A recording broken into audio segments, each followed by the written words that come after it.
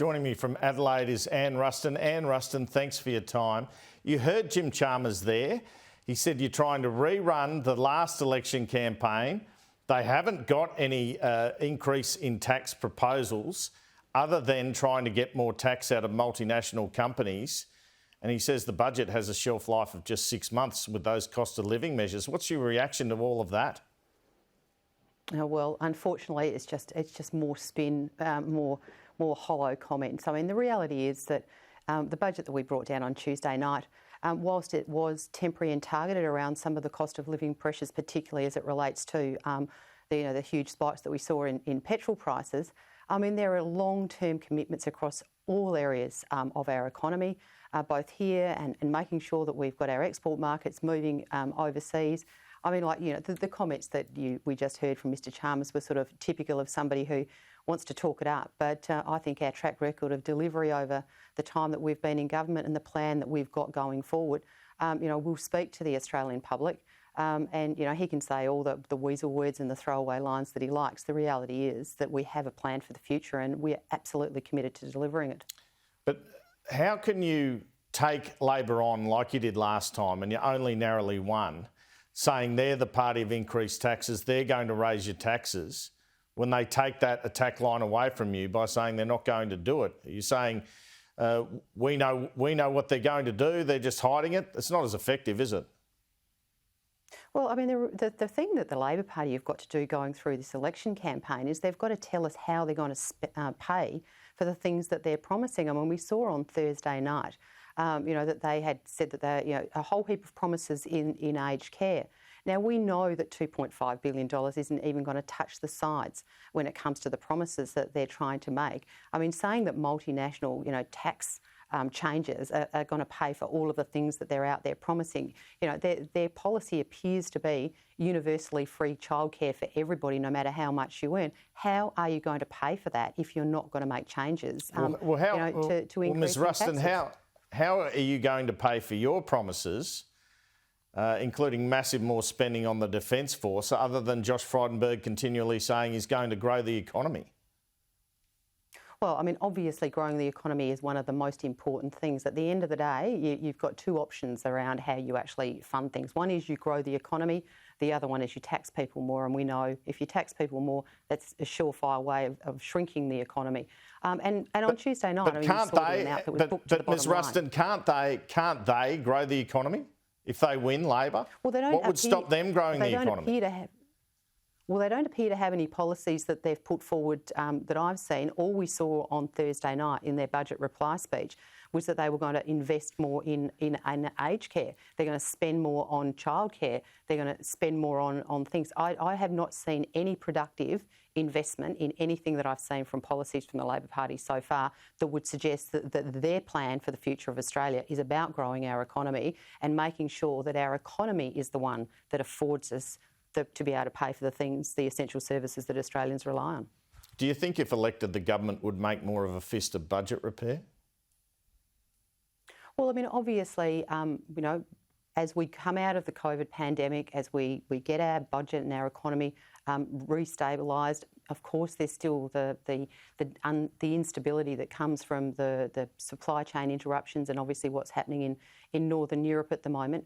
But we have to take a progressive, targeted, responsible approach to budget repair. But of course, budget repair is at the top of the list of the things that we need to do. But we won't do budget repair in a way that is going to risk the growth in our economy, which is so important for our economic recovery. So how do you see that occurring? Do you see spending being cut after the election? Look, not at all. We've gone to the Australian people with our budget on Tuesday night that explains our pathway to a strong economy going forward. Obviously, the fact that we've seen massive numbers of people back into work, we're seeing a reduction in people who are having to receive welfare is really good news for the bottom line in Australia. I mean, when we came into government, 5.7% unemployment. Today, we've got 4% unemployment. So, I mean, I think that those are the kinds of measures that continue to underpin a strong economy for Australia. And I think that's the way that we work towards making sure that in the longer term that we have that we can bring the budgets back into balance, but at the same time we're keeping Australians in work, we're having a strong economy, and we're letting that strong economy do the heavy lifting of the recovery for Australia. But just briefly, in order to achieve that, you spent $314 billion in stimulus and shut the international borders. Do you concede that's a figure in unemployment coming down? Look, I think the reason that unemployment has come down is because we have created a strong economy. You've only got to have a look at the numbers. But of course, the most important thing that we've got to do is to continue to work to make sure that our economy is strong so that people can continue to have jobs. Of course, we have, at the moment, we've got a labour market shortage, which, there are a number of things. And as our borders open again, people coming into Australia, we will continue to make sure that employers across the whole of Australia can have access to a labour market so that they can continue to grow their businesses. We've been through a terrible time as a country over the last 2 years. It has been some of the most unsettling times I've ever known. But I think that the one thing that all Australians can be super proud of is how well they have done individually and as a country, that we now are in a position that we can see the future for what it is. It's a strong future. And I believe that the Morrison-Joyce government has the best plan to make sure that continues to happen into the future. All right, well, we saw this temporary cut to fuel excise in Tuesday's budget. How confident are you petrol prices will have moderated by the time this measure's been taken off in 6 months' time? Well, I mean, obviously the measure's working already. I just drove past my local servo on the way here this morning. I've noticed that there's a significant decrease in the cost of in the price of fuel this morning. So obviously it's great news that the retailers have passed on those savings straight away to the consumers. But this is a temporary and targeted measure. Right now, obviously, what's happening in the Ukraine is having a massive impact on world oil prices, which is translated to the price at the bowser.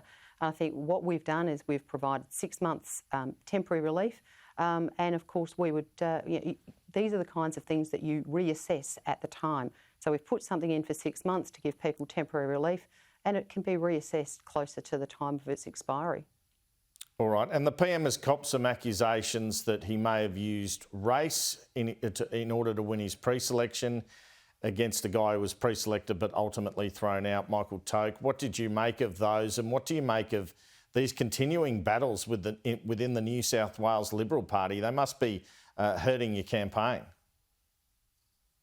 Well, it's disappointing to see such a calculated, targeted political hit job on the Prime Minister on the eve of the election by his enemies. And I don't think there's been any Prime Minister who has done more for the multicultural communities of Australia, including the Lebanese Australian community. So it's really disappointing, but I think it should be called out for exactly what it is. It's a political hit job. Anne Ruston, thanks for your time.